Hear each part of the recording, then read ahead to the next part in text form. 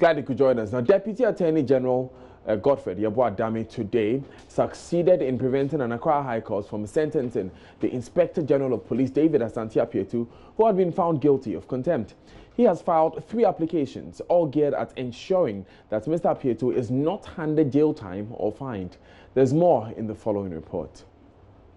Justice Daniel Mensah had earlier ruled that the IGP was guilty of contempt for willfully disobeying orders to provide security for the execution of a court order for the sale of a 12-block flat belonging to 2 citizens, Samuel Agri and Augustine Jache. This case had travelled from 1988 when a woman, Mrs. Agri, now deceased, filed the case against Redco Company Limited. She said the company had failed to pay an amount of money owed her. She won the case as the court in the judgment attached the property 12-block flat at Medina in Accra. That is to say that if Redco fails to pay the money, the court will sell the property in order to retrieve the money for her. Redco appealed this decision but lost. But even before the court ruled on the matter, Redco gave out the property to the Ghana Police Service to house some of its officers. The applicants then went back to court to seek an order for the police to vacate the property and rather help execute the High Court's order to sell the facility. But the police, according to the documents available to Joy News, failed to do that, instead claimed ownership to the property.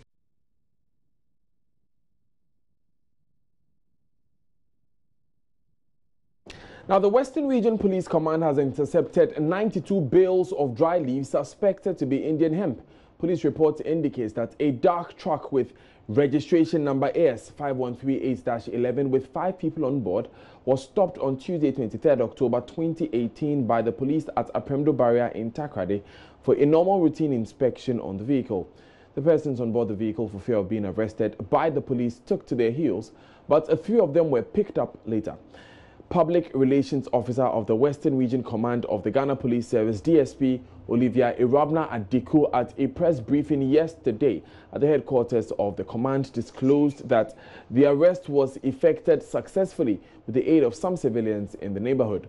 She gave the names of the 3 suspects arrested as Kweku Kwanzaa, Francis Aka and Ali Amadou. According to DSP Olivia Adiku, the remaining 2, that is the driver whose name was given as Tola, and the mate Kojo, are on the run.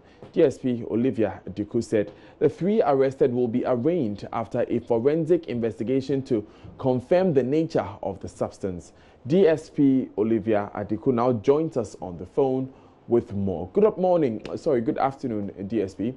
Are you able to confirm the nature of the substance? Hello. Yes. Are you able to confirm the nature of the substance intercepted so far? I'm not hearing you well. Do we know which substance was seized? Yeah, thank you. Actually, there are dry leaves suspected to be Indian hemp, as we call or marijuana. We have 92 bales in our custody. Yesterday, when it was counted, you know that it had been compressed into slabs into the bill. When we counted, we had about 7,150 tablets of the dry leaf which has been compressed. It is going to be sent to our crime lab for testing to establish whether indeed it is marijuana or not. Where are the suspects currently? They are in our custody. On the issue of marijuana, how soon will we get those test results back?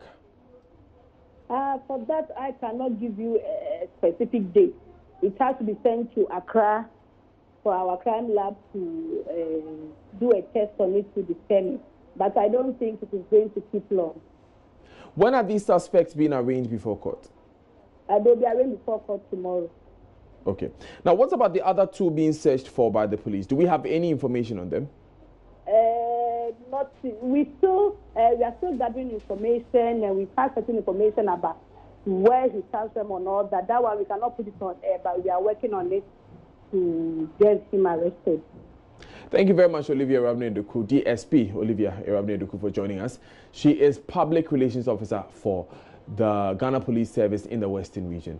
Now, police in Takwa in the Western Region have arrested 3 suspects for allegedly trafficking a number of girls from Nigeria to Ghana to engage in prostitution. The girls were promised lucrative jobs in Ghana, but police say the traffickers performed voodoo ceremonies on them using their pubic hairs and nails in an attempt to bond them spiritually. Superintendent Kwabena Otio Echampong gave the following details to our correspondent in Athalia Kwanza.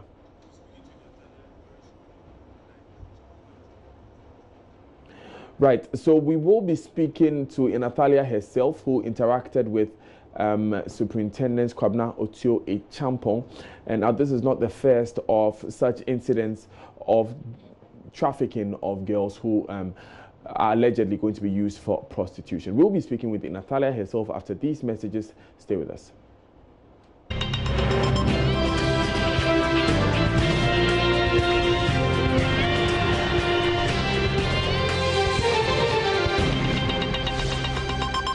Thanks for staying with us. Now, KNUST Vice Chancellor, Professor Kwesi Obri-Danso, student leadership and all parties connected to Monday's disturbances at the school are this morning appearing before the Kumasi Traditional Council as Asantehene Otumfuo Osei II launches investigations into the matter. The school is currently closed indefinitely in the wake of Monday's violence, and Otumfuo, who is also Chancellor for the university, is seeking to restore order for academic work to resume. Here's Bantamahene Nana Bafo Asari. They are going to sit down with them and be able to dissect the issues, solve amicably whatever it is, together with government. The most important thing he's talking about that they need is that the university will be open within a short time so that the students can return to school.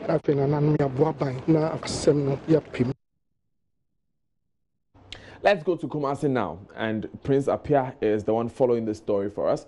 Prince, is there anything we've been able to gather from that meeting so far?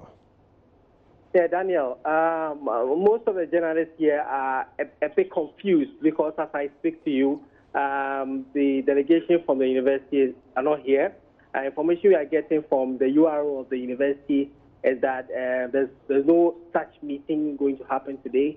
But again, checking from officials, some of the people at Malaysia, what they are telling us is that they are waiting for the school officials, school authorities to be here, so the meeting will go on. So we currently don't know what is going to happen. Nothing has happened so far, but the Kumasi Traditional Council is presently seated, adjudicating over a lot of cases as I speak to you. Are the student leadership there?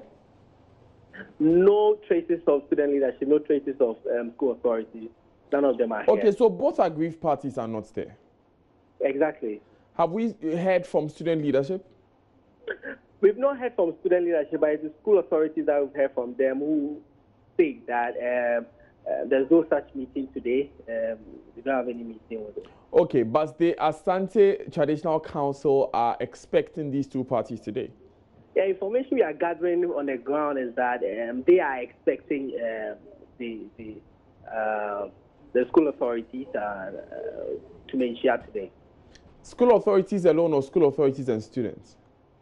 We don't know whether the students will be part of it, but that's what we hear. Thank you very much, Prince Apia, for joining us this afternoon. Now, Education Minister Dr. Matthew Opoku Prempeh is being summoned by Parliament over the incident. Here's Chairman of the committee, Siaka Stevens.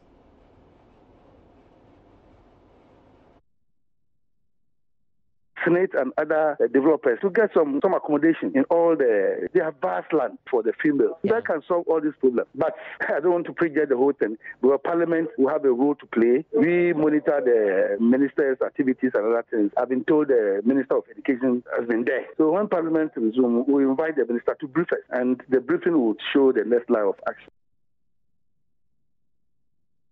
Now, the students are demanding the sacking of the Vice Chancellor. At a media briefing in Kumasi yesterday, members of a group called Concerned Students of KNUST called for the setting up of an interim management team. Emmanuel Yadom Boache speaks for the group.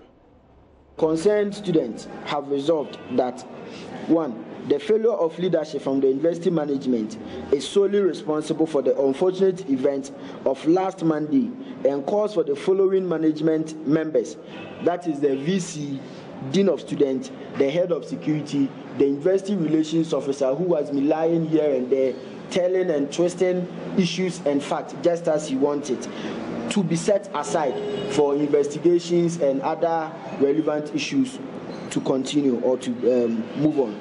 That number two, that there should be the formation of an interim management of the university, since those in charge now couldn't manage things well and couldn't help matters. Number three, that there is the need for reforms in the policies of the university to reverse the status quo and restore the true independence of the students. The students must control their resources. There is this unpopular decision by the VC, the Dean of Students, and the authorities that from the finance ministry, according to them, the finance ministry is saying the school should have a consolidated account where the Dean of Students would take charge of all the accounts, sign their account checks for them before they are able to get funds from their own accounts, which their members pay dues into. And these are some of our reliefs that we are telling the administration, the authorities, should give back the power to the students, because resources is our means and our source of power in doing our things. Now, President of the University Teachers Association of Ghana, UTAG, Dr. Eric Opoku, says that will not happen. He tells Joy News the university's council is well constituted and must be allowed to find an amicable solution to the problems there. What we are concerned as a national body are comments coming from certain political actors, on social media platforms and on radio, calling for the head of the Vice Chancellor. We think this call is unfortunate and unnecessary, especially at this time, because Kwame Nkrumah University of Science and Technology has a governing council, and the council is properly constituted. It will interest many to know that government has 4 representatives on the council. One of them is the chair of the council. And the council has a representation from SRC. The SRC president is on council. The UTA president is on that same council. TEU, the Tertiary Education Workers Union, has a representation on council. And CHAS also has a representation. And therefore, this very matter that has brought about this crisis was a policy decision that was made at council, of which the Vice Chancellor is a member. Of course, the Vice Chancellor is the head of the management team of the university. And therefore, as a result of student response to this policy, if certain unfortunate things have happened, UTAG does not think that the entire blame should be laid at the feet of the Vice Chancellor. We take you back to that earlier story where police in Tarkwa in the Western region have arrested 3 suspects for allegedly trafficking a number of girls from Nigeria to Ghana to engage in prostitution. And Natalia Kwanta has been on that beat for us. She joined us on the line. And Natalia, what more have we gathered from Superintendent Otiwe Champong? Yes, Daniel. So there was a fourth person who was supposed to be rescued. She was 15 years. She got pregnant after these suspects brought her to Ghana, and then they forced her to do illegal abortion about a week ago. The police this morning around 9:15 just set the cottage where these traffickers are being lodged, and upon arrival we understand that that girl was taken away from there because they heard that 3 of the suspects were arrested. When we got there, the police arrested more than 10 others. They rescued more than 10 other girls who are also being brought from Nigeria, and they are in prostitution in Tapa. This happens around the railway line at Tapa. That is where they live. and now another suspect has been arrested. So the Prime Officer, Superintendent Fabina Otu-Ekampon, said they would do more investigation, and then these people will be arraigned before court. Is he of the view that these 4 people arrested were working alone? They have been brought to Ghana by some people. Apparently, they had promised their parents in Nigeria that they were bringing them to Ghana for a recreative business. Some were promised that they would be shop attendants. Some were also promised that they would be taken to restaurants to work as waitress. But when they came to Ghana, they took their pubic hair, their nails, their panties, and their bra. So what will become of them now? What becomes of these girls now? Right now, they are with the police. So they said they are making arrangements to get them a safer place to stay. So they'll be staying in Ghana?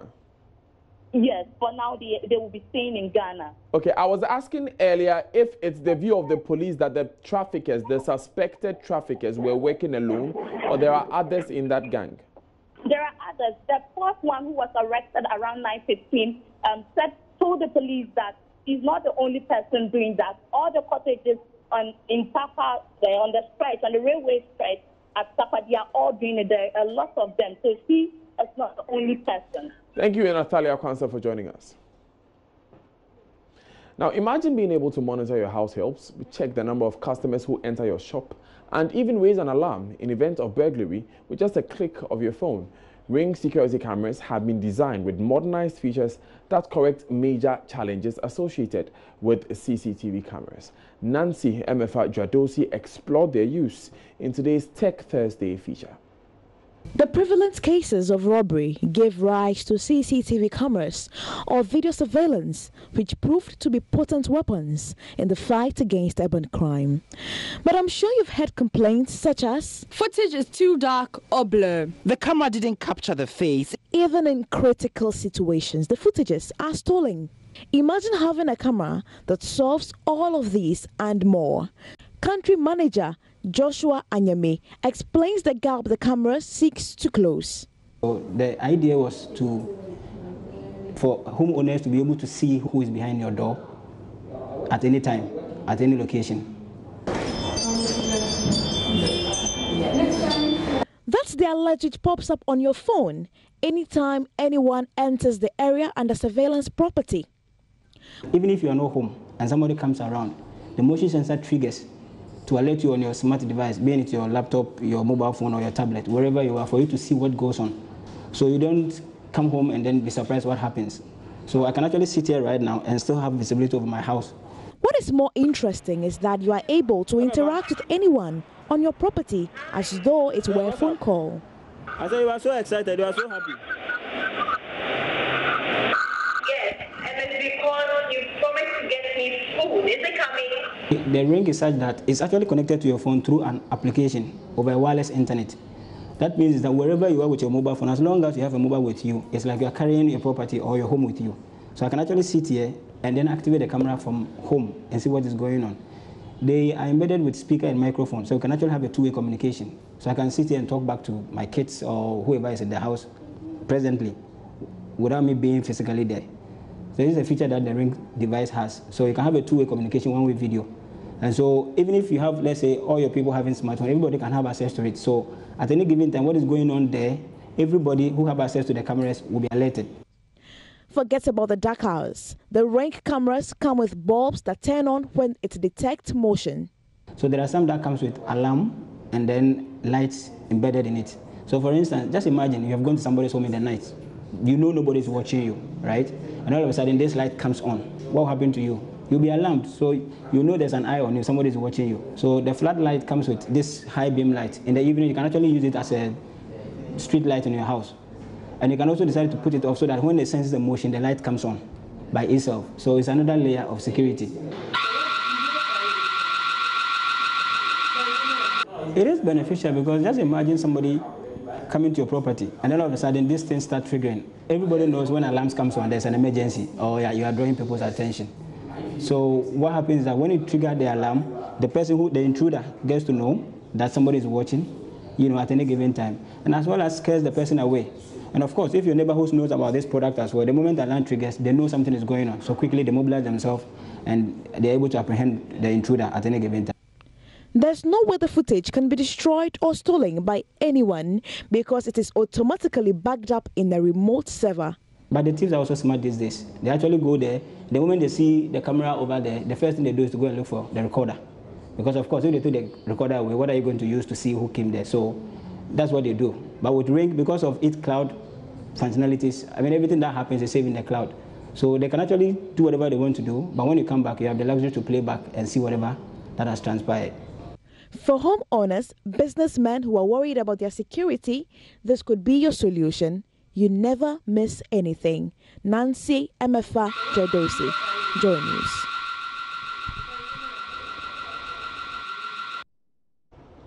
Now, discussions about what to do with electronic evidence in court and how to prove suspicious behavior in criminal cases have come up strongly as the ongoing National Digital Awareness Month-long event in Accra. Financial Court Judge Justice Ifeasewa Asare-Botwe believes there must be some clarity on what constitutes admissible evidence to aid prosecution of cyber-related crimes in court.